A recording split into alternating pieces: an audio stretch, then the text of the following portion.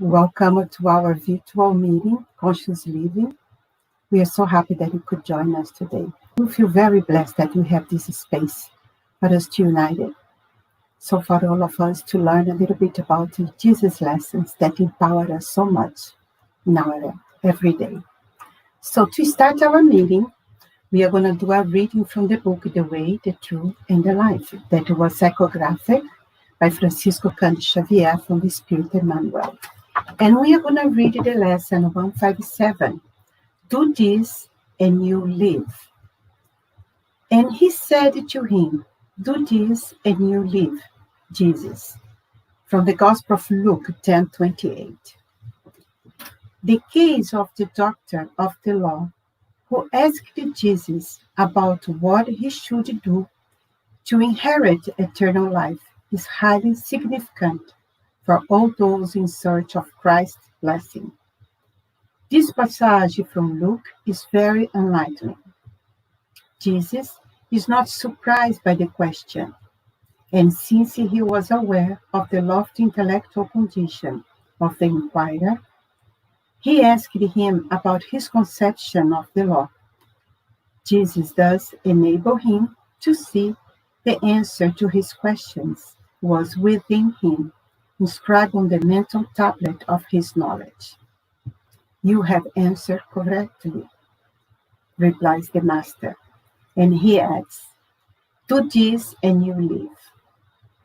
This statement is highly significant because Christ is speaking to a man who is in the prime of life. Even so, he declares, do this and you live. In fact, the meaning of the word live is not limited to bodily activity or certain conventional titles. Life encompasses high spheres and other realms of superior achievement of sublime spirituality. The same gospel scene is repeated in many areas of daily life. There are many modern-day disciples who are fully aware of their responsibilities, but who still insist on asking for guidance from the divine messengers as to what is the best way to live their lives while on earth. But the answer is within them, in their heart, which fears responsibility, making decisions, and hard work. If you have received the light of the living faith, you have benefited from the principles of salvation. Then, heed what you have learned from the Divine Master. Do this and you live. With such a beautiful message from Emmanuel, explaining the words of Jesus, that is, everything is within in our heart. When we follow our heart, we connect with Jesus. And in this connection, we will know everything we need to do for our next step. It's such inspiring message. And with that message in heart, that I invite everyone to join us in a morning prayer for us to start our meeting today, that we have the privilege to have our friend Marcos de Clay to do a parable of Jesus for us. And he's going to share his studies. So please join us in a prayer. Asking, kind Heavenly Father, we are so thankful and grateful to be here today with our heart that is so eager to learn about the lessons of Jesus. So we ask and we pray, dear Lord, help all of us to accept the blessings that is going to be sharing from the good spirits to us. So keep our hearts open and we can receive all the benefits of the needs that we need. We are here today with our eyes open, with our ears open, so we can learn the lessons of Jesus that is going to empower us to act more according to the divine laws. Actions that's going to bring us more peace, more alignment in our heart. Help us to join Jesus' lessons in our heart so we can really take the intellectual understanding for our actions in our life. We particularly pray, dear Lord, for the good spirits to support our friend Marcos so he can share his studies that is going to enlighten us from this parable. So we ask you, the good spirits, to be with us and help us to be with them. And we ask you, Jesus, that is always present in our life. Help us to be close to you and embrace you, not just now, but every day. With those things we pray and ask in Jesus' name. So be it. So we have the pleasure to have our friend, Marcos Disclay, that is going to share his studies with us. So welcome, Marcos. Thank you, Abigail. Can you hear me okay? Okay, I assume so. So good morning, everyone. The privilege is it's really for all of us to be here, gathered together in this beautiful morning to talk about Jesus, our beloved Master, and learn a bit more about everything that He taught us that makes so much difference in our lives. And it's actually the reason why we are all here today, right? Thanks to his intercession for us, granting us a new opportunity to come together in this blessed planet to learn. Abigail read a beautiful passage of the Gospel of Luke, and things are certainly connecting because today we would like to share a few reflections on the parable of the importunate friend, which is also in the gospel written by Luke. And some of these passages are also in the gospel of Matthew. But fear not, although it's the parable of the importunate friend, I am not going to talk about any of my friends that you may think I consider importunate. That's not the meaning at all. It's actually a beautiful parable that personally I have not heard of it before, as many that I don't know as a learning. But this is a blessed story. As always, Jesus consolidate the learning as a master educator through stories. And this parable actually comes right after he taught the disciples to pray, right? Abigail was just talking about prayer right now.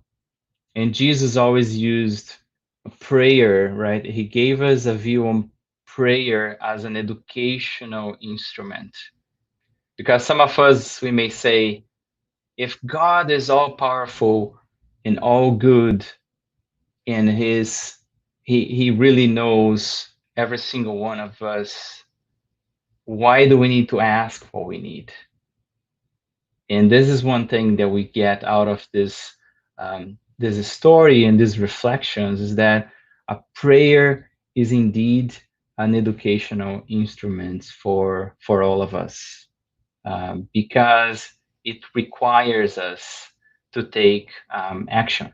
This is the core of the message for today. I want to greet Juan and Regina and Terry, Michelle, Giselle, Carlos, and everyone who is joining us right now. And the prayer that Jesus taught us, we all should be familiar with, right? He was praying himself in a calm and reserved place. And when he came back, the disciples asked him, Master, teach us to pray. And he taught us the prayer. Here's how we should pray. Our Father, who art in heaven, hallowed be thy name. Thy kingdom come, thy will be done on earth as it is in heaven. Give us this day our daily bread. Forgive our trespasses, as we forgive those who trespass against us. Lead us not into temptation, and deliver us from evil. And knowing our fragility as human beings, knowing that we would take his words and assume they were like a good luck book or some magic words that would solve our problems, knowing that we would think about repeating that prayer numerous times, thinking that the more we repeat, the more we would please God. We got additional teachings from Jesus on how should we pray and what prayer really is. Because when we think about pleasing God with a prayer, what does that mean? Right? Pleasing God means living according to the laws of God. And before we get into the parable, I want to give us this particular teaching from the Spirit's book. If if you're familiar with Spiritism, you know that Spirit's book is the first book that the French educator, the French scholar Allan Kardec, a well-renowned and respected scientist, consolidated all the Spiritist doctrine for us in the 1800s. And one of the questions he asked to the spirits was exactly this: in order to be pleasing to God and ensure a future situation and build a future situation for us, whatever it is we want, is it enough to simply not to do what is evil? And I confess I was scared when I read the answer for the first time, and I'm still am when I read this, because I grew up thinking that, hey, if you are an honest person, if you do your prayers, if you go to the temple, to the church, you're living the life as you should live, and that's good enough. But the spirits answer Allan Kardec saying, no, it's not enough. Oh, everyone must do good to the best of their abilities. Yes, sometimes some of us, we may be struggling with so many things and we have our ability to help to do good limited, but we are never without an opportunity to do a little in different ways. And they go further saying, all will answer for all the evil that has resulted from the good left undone. So simply crossing your arms and saying, oh, I'm an honest person and I do my prayers, and that's good. I live according to the law. That's not enough, because by being inactive and not being proactive and going after and assisting when our brothers and sisters needs us, that will leave a gap, will leave a hole in the needs of those around us, and that hole will certainly result in pain, in in in challenges, in suffering that could be um, reduced if we decided to take action. Or by not acting, there will be negative consequences, right? There are evil or more suffering because we don't do anything. And we see so much that nowadays, right? And at the same time, we see humanity raising to the occasions with the challenge that we have today. We can see positive, and we can see also not so positive, because we are all learning. But the key message here is simply praying, it's not enough. And the core message for this reflection for us in the parable we are about to read is about the active aspect of prayer, the active aspect of faith. It's not something passive, it's not a magic set of words that will resolve our problems. So, with that, let's get into the parable, and I'm going to read for us as it is in the New Testament, just to make sure we don't miss anything, right? Uh, so it's in the Gospel of Luke, uh, chapter 11. Then Jesus said to them, "Suppose you have a friend, and you go to him at midnight and say, 'Friend, lend me 3 loaves of bread. A friend of mine on a journey has come to my house, and I have no food to offer him.'" And Jesus continues, "Suppose on the inside of the house, your friend tells and answers you, 'Don't bother me. The door is already locked. My children are already in bed. I cannot get up and give you anything. A big no on the face. And Jesus go on and say, I will tell you, even though your friend will not give you the bread because of your friendship, because you are his friend, he's not going to uh, give you what you need because you are friends. But yet, because of your shameless audacity, he will surely get up and give you as much as you need. So I say to you, and this is a piece that we may have heard before. So I say to you, ask and you will be given to you. Seek and you will find. Knock and the door will be open to you. For everyone who asks, receive. The one who seeks, find. And to the one who knocks, the door will be open. In concluding, Jesus said, which of you fathers, and we add, or mothers, if your son asks for a fish, you give him a snake instead?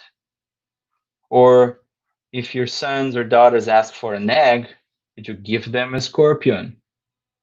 If you then, although you are evil or imperfect, as we know how to give good things to your children, how much more will your Father in heaven give the Holy Spirit to those who ask him, or give the good spirits to those who ask him?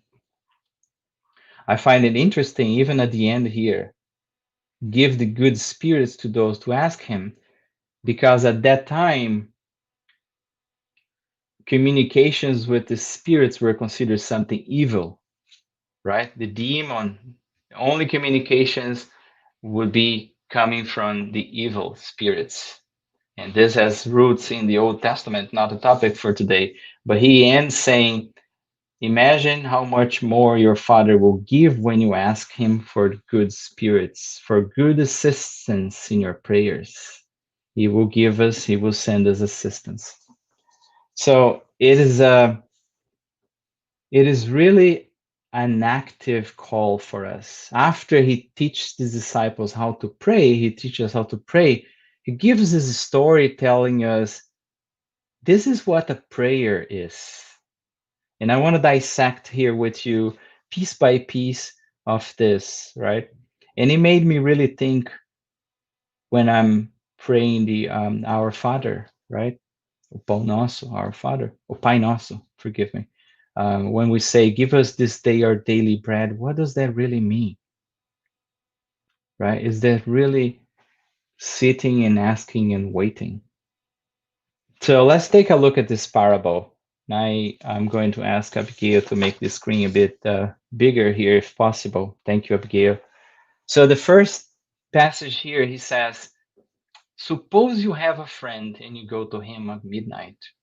And the first message here for us is I see translations using neighbor, but it seems to be going to the core of the Greek translation. The word is really friend, because for Jesus, if you read the Gospels, friend is a very special word for him. And for those of us um, who have been in this life long enough, um, we know the importance of a friend when in good times, but especially in bad times. And although I remember my father telling me, right, Marcus, you actually can count your true friends in the fingers of your hand. And it may be true, right? Even if we have a few friends, we know the value that is to have someone that you can count on, that you can rely on when you need. It is a true blessing. And that's why Jesus, um, in a very special manner, called the disciples his friends, and he puts himself as their friends and our friend. It's true meaningful. So this man here on the parable, he was really after a friend, someone who he really could count, and he is going in a interesting time at midnight. Midnight today, if something happens with us today at midnight, the grocery stores, depending on where you go, may be open. The drugstores are open. The convenience store, the gas stations are open. So for us, it's not a big deal if we have to do something at midnight. But at the time of Jesus, uh, there were nothing open at midnight, and the only resource was to go for a friend. Because if you remember, he was actually trying to help a friend who was traveling and came to his house unexpectedly, right? And got him off guard with no food to offer his friend. And he was really interceding from his friend to get him something to eat, and there was nothing. So he decided to go to another friend of his, to his house, and ask some food for his friend at midnight. Hence the or importunate friend, right? You're going to someone's house at midnight when they are in deep sleep. And sometimes we think about ourselves, how many times we find ourselves in a similar situation where we desperately need help for us or for someone, but sometimes because of pride, we don't go because we think we are going to bother someone. And I've been on that many times. We like to be in control of things and resolve things ourselves. We don't like to depend on others in many cases. But life is a school for all of us. And more often than known, we are thrown these challenges to remind us that, listen, you're not in control and you depend on others and you have to do something about it. Or because we need help, or because someone we care and we love need help, or someone that we may not know that we need to move and do something about it. So here is the importunate friend deciding to do something about it, leaving his house at midnight to do something about it, and deciding to knock at another friend's house to wake him up to give something to eat to his friend, right? So, leaving pride, the comfort of his house, um, accepting the embarrassment to hear a no or not to be understood, but he goes because it's a friend of his. And then Jesus tell him, right, that the friend inside the house replied when he knocked at his door, "Don't bother me. The door is already locked. My children are and I are in bed, and I can't get up and give you anything." Again, we need to think about the time of Jesus when the houses had one room only. They used to have the tables where they would eat during the day. At night, they would put everything aside and they would put the beds on the floor, and the whole family would sleep by the entrance door. So for us, we have a room today. We go open the door. We don't wake up. We don't wake anyone up. It's a it's something simple. At that time, it wasn't, right? So that's why he says to go to the door, he had to light a candle, wake up all his children who were already in bed, move all the beds, and then open the door, see what's going on. So it's very inconvenient, right? And Jesus said, he is not going to do that because you are his friend. He's going to do that because your shameless audacity. And I thought quite a bit about this word and these words here. And the message is really about persistence. He's going to wake up and do all that and give you anything you need because of your persistence, because he wants to sleep, obviously. But if you're insisting so much, it's because it must be something important. And it's a message for us that, if the friend was in his home simply praying, "Oh God, help my friend here to have something to eat," he would spend the night praying, and the bread wouldn't, in most cases, simply materialize in his table. He actually had to swallow his pride, to face the weather, whatever it was, face the embarrassment and the risk of getting a no, from his other friend. But at the end, he got what he needed because he persisted, he insisted, he didn't give up. And I think, about personally myself, a lot of times when this happened, we think the negative result only. Oh, you know what? We're going to go through all this and we're going to get there, and my friend will be sleeping. He's not going to hear me. Or he's going to get mad and he's not going to open the door. Or he may not have a bread. We come with all the negative excuses to solve our problems. And then we don't act. And we say, I don't know what to do. And we stay in inertia.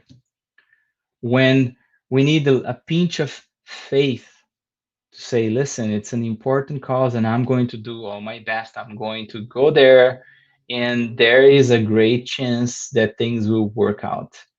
It's a matter of programming our minds, programming our hearts, doing our part, and trusting God. So a prayer is really required to come with action, right? Associated with it. And the persistence is something, um, quite important. So I think this really resonate with me because, I confess I'm learning, that process. I was educated in a different faith. I have a different understanding of prayer, and, thanks to the blessing of the Spiritist doctrine, we can understand the nuances of the words that Jesus taught us. Because sometimes we read and we don't understand, right? We hear, we don't listen. Uh, our eyes capture, but we really don't see and don't understand. So, um, Emmanuel in the book, um, Our Daily Bread, talks about the three imperatives, that Jesus describes after this parable, but that we can identify in this parable, right? The three imperatives. It's in the lesson 109 in the book Our Daily Bread, which we truly encourage everyone who are maybe listening to read this book. Um, there are ebooks available, and there are also the paper copy. The first is about asking, and, although it may be simple for many of us, and in one point in our lives, maybe harder than maybe today, but we tend to lock ourselves in our selfishness and pride, as the benefactor spirit tells us, that must be the target, in this incarnation, for us to really reduce, if not eliminate, from ourselves selfishness and pride. And sometimes we are so proud that we think we are so self-sufficient, that thinking about asking God, asking the good spirits, or even ask an incarnated friend for help seems to be an impossible task. In life, as this blessed school, as we said, has the power to be there staring at us until we learn the lesson, of humility and ask. And Jesus made the promise, when we ask, it will be given. It's it's very comforting, that we can trust him. And for this ask to happen, the first thing is the willpower. We need to desire. Why God asks us to pray if he knows everything that we need? because we do have the free will, right? He doesn't want to give us something that maybe we don't want right now. We think we don't need right now.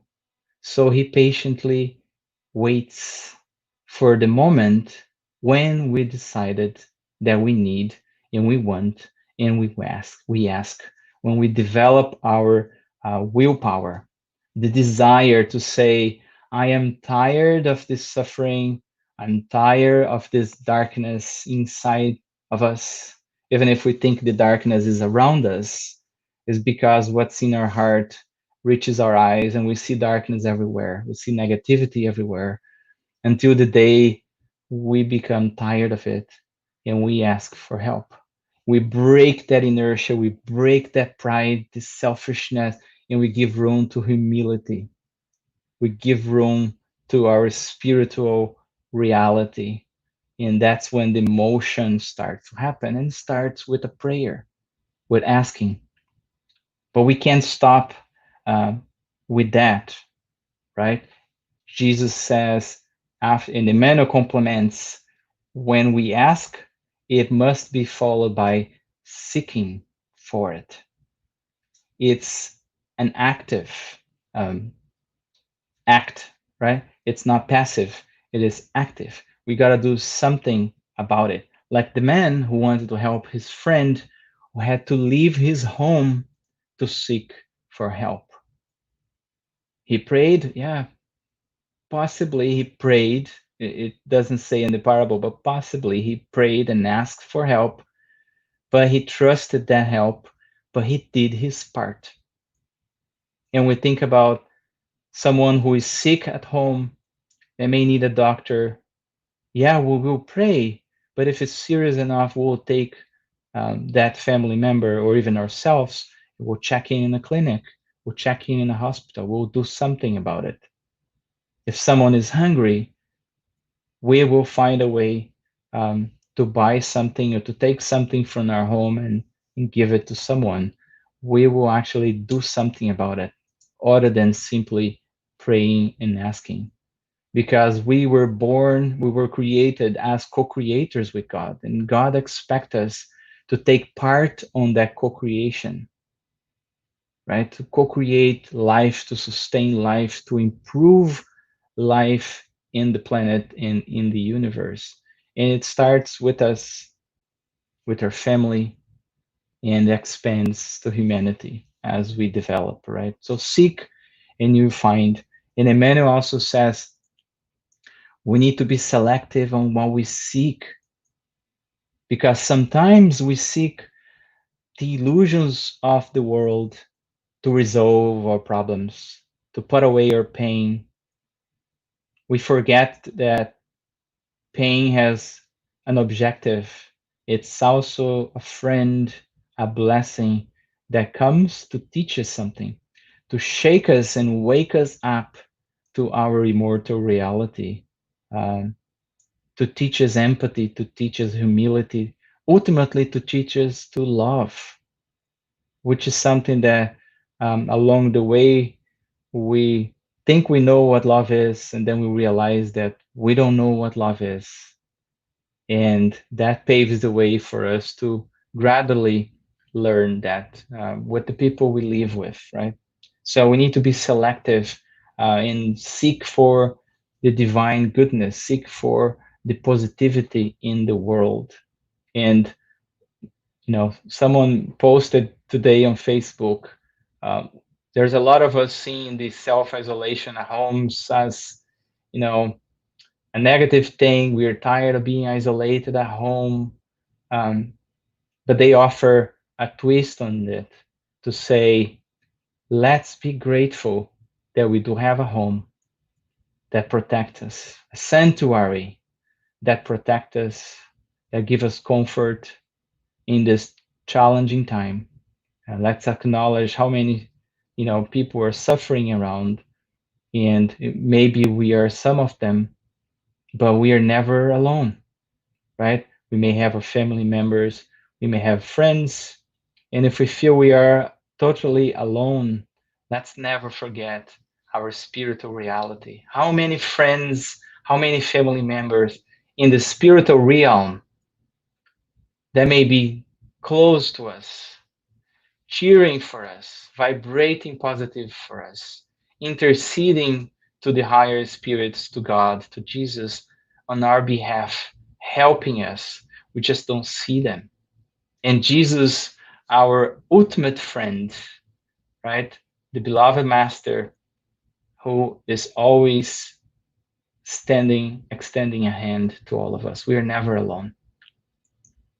And even here, if we have a hard time sometimes understand that spiritual friendship, if we really need someone, I would like to remind everyone, right? The center is closed, but activities like the fraternal conversations, the fraternal talks are still going on.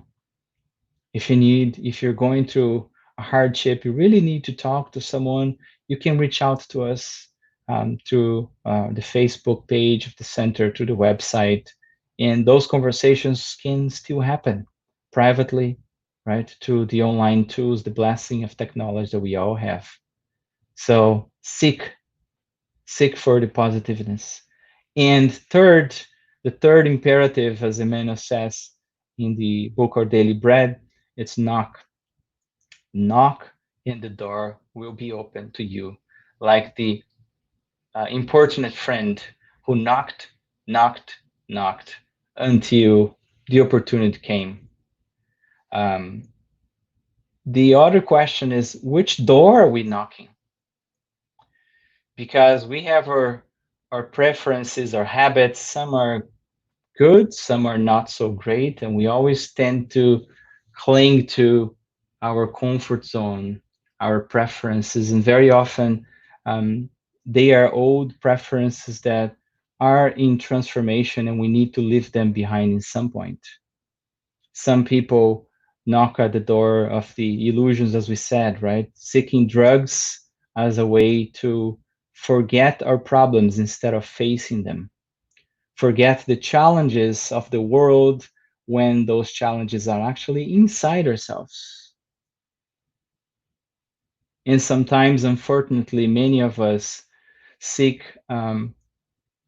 the illusion. It's actually an illusion, right? The solution, I would say, of ending our lives. And Spiritism taught us that we can't die because we are immortal beings. We are immortal beings. And we may annihilate our physical bodies, but the challenges, the pain, it all continues. So it's better to be alive in this beautiful planet, seeking for help of our true friends and overcoming the challenges. I always remind my girls, right? For more than you think, your teachers don't hate you. They don't wanna make you fail at school. Some of them may feel like that, but it's not the reality. They want to test you. They want to test what you know, what you don't know, so you can really work on the things that you don't know. And the trials and challenges of life are here to teach us a lesson, to show us something that we do not know yet, we didn't master yet, so that we can do it. And Divaldo Franco, the Brazilian medium Divaldo Franco, the humanitarian Divaldo Franco, that many of you may know, had a marvelous live yesterday. He reminds us of a message from the benefactor Joanna de Angelis in one of the books, Luz nas Trevas, Light in the Darkness. And Joanna said, never humanity needed silence so much as today, because there's so much noise and so much challenges, so many bad news, so much desire to conquer things immediately, to buy things immediately, that we lost ourselves in the process. We are exploring the inner side of our cells and DNAs, and we are beyond the boundaries of our solar system, but we are not looking at who we truly are. And that's why the suffering is here reminding us that we need to pause and look at ourselves. And I have experienced that as well, but I've heard from people for many years the importance of journaling. Take quiet time to write down what is in your mind. Oh, I don't think it works for me. Well, stick to it a couple weeks before you try once and give up, which was my case. But it really helped us to just write what we are thinking and then try to understand why we are thinking, why we are feeling that way. And this kind of helps us to understand how we are working, how we are operating, what's in our mind, what are the things that are just we are labeling ourselves, judging ourselves, how much we need to improve on self self love, right? We talk about forgiveness. We have a hard time to forgive ourselves. I think these are part of that discovery that comes by making the silence. So sometimes the door that we need to knock is the door of our own hearts, the door of who we truly are. It's not necessarily someone else's door asking for help. It's really here. And we don't like to knock our own doors because we'll find things here that we may be ashamed, that hurt us before, and we are trying to avoid that pain. Or it's the door that will show us that, hey, you have work to do. And we try to procrastinate more often than none, right? Anyway, moving forward, we spoke about the door and the narrow door. Um, and I love this quote here that is actually from Jesus in the Gospel of John, right? If you remain in me and my words remain in you, ask whatever you wish and it will be given to you. Also from the book Our Daily Bread. And we thought about putting this here because very often we get discouraged because we pray and we feel our prayers are not answered. Nothing happens. How many times we gave up on faith or any religious belief because we came in so desperation knocking at that door and we feel the door wasn't open. We felt we had the silence treatment. But I like the analogy someone told me, right? If your 10-year-old son or daughter ask for the car keys to go for a ride on their own, would you give the car key? Hopefully the answer is no. It's not a self-driving car that you can trust just yet for the technologists that may be listening. So it's not ready. They don't have the maturity of it, or they think that's the good thing for them, but in fact it's not because they have a short sight, a short view of the situation, of the context. So sometimes what we are asking is actually not what we need. And God knows what we need. Our guardian angels or protector spirits, they know what we need. And they give very often without us knowing. They give us what we need. And sometimes what we need are the challenges that we are going through because they will make us better. Or sometimes the challenges that we are going through will prevent a bigger pain, a bigger suffering. We had how many stories we heard about, people who simple things like missing a train or having a flat tire and knowing that the delay actually prevented an accident. And we got so mad that we had a flat tire, but that actually worked for the good. And sometimes we are asking for things that we are not ready yet to have. And that's part of developing our patience. And that's why Jesus said, and Emmanuel in this lesson says, there will be a day when everything we ask will be granted. Every single thing. and the day when we are in perfect, um, we are synchronized with the law, with the laws of the universe, with the laws of God, with the teachings of Jesus and his words. When my words remain in you, and when you remain in me, as Paul once said, right? Paul of Tarsus, is not me who lives, it's the Christ who lives in me. When we get to that day, we will know what to ask. We will not know for the suffering, the pain, the illness, the challenge to go away, but we will ask that we have the courage, the strength to support, the perseverance to continue our efforts to overcome that, and that we derive learning from that trial. We will know what to ask. And that's part of our development, right? It's part of our journey, being a spiritual challenge, a mental challenge, an emotional challenge, a physical challenge, or even a material financial challenge. If you read some of the books from Chico Xavier and Emmanuel, it's pretty clear that many people like us who reincarnated in this planet had um, their protector spirits or their guardian angels assisting them even in some critical moments of their life by providing the opportunities that they needed to make a living, to have them enough money to sustain their lives.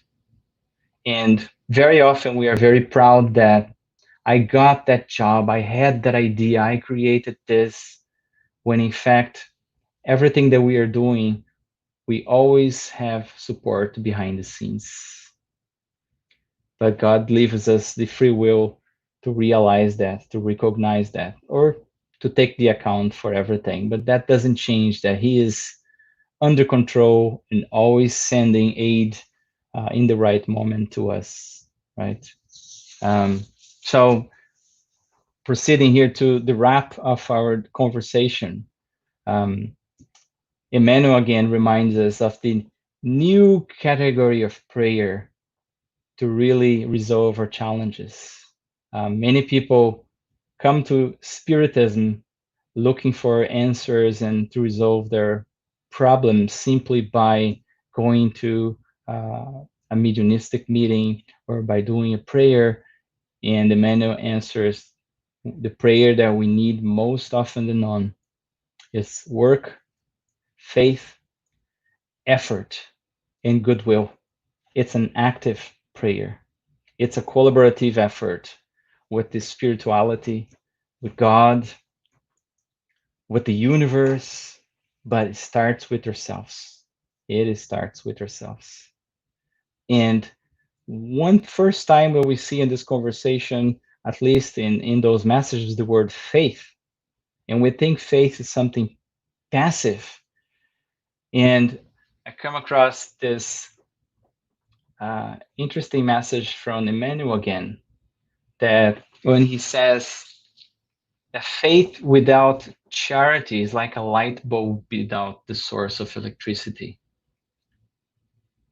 It's we remain in the dark because we have our minds full of the scriptures, we have our minds full of the prayers, right, in our hearts, but we remain in the dark.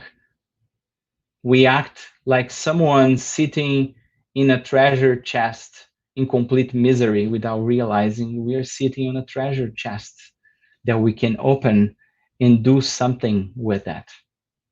And then he flips saying charity without faith represents the power station without the light bulb, right?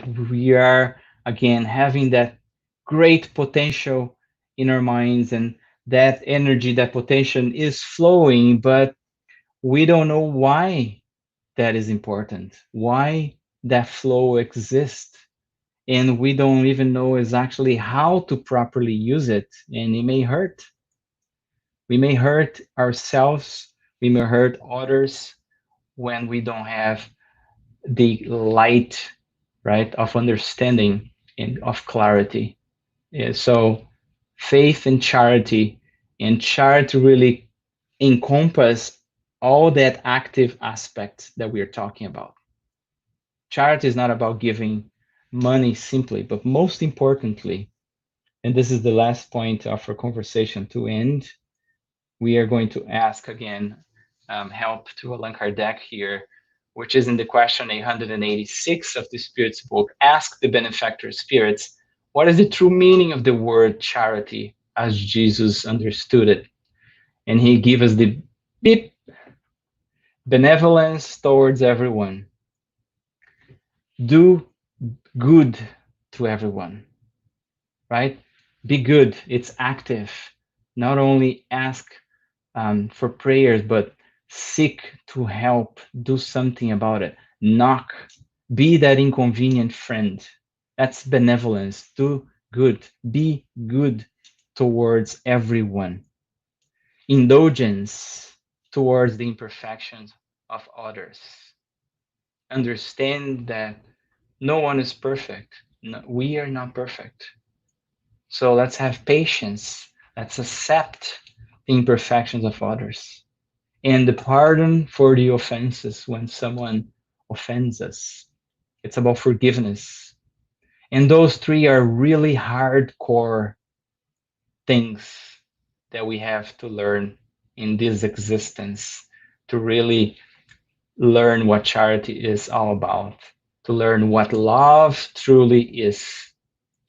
And when we see this parable of the importunate friend, this is at the core of it, that we need to get the faith, the trust in God, in the good spirits who are always with us, conjugated or united with our active efforts on the benevolence, indulgence, and pardon. And with this, friends, we ask Jesus and the good spirits to bless all of us, wherever we are, in our inner efforts to be better today than we were yesterday, and tomorrow than we are today. Thank you. And Abigail, we got at the end. I would like to invite them, everyone, for a final prayer to all the friends that are with us here. So let's close our eyes and elevate our prayer of gratitude above all for this blessed day that we are all here alive, having these resources that allow us to absorb such important messages that can change our lives. Dear Jesus, give us the strength, the courage to shake the inertia in our hearts and our minds that's settled for so long.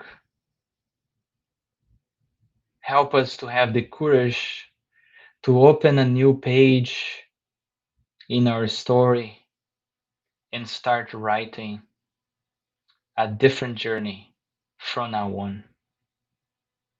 Give us the strength to forgive ourselves for the previous pages we've written, in many cases,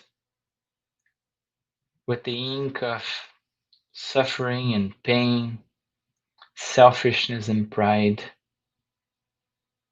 May we write better going forward with the ink of love, self compassion, forgiveness, patience, and active benevolence. Please bless our friends connected with us, their homes, their family members. Bless all those who are now in the hospitals in need for help or whenever they are. Thank you, and so be it. Dear friends, thank you so much for being with us. A final reminder, you see a QR code right here on my screen.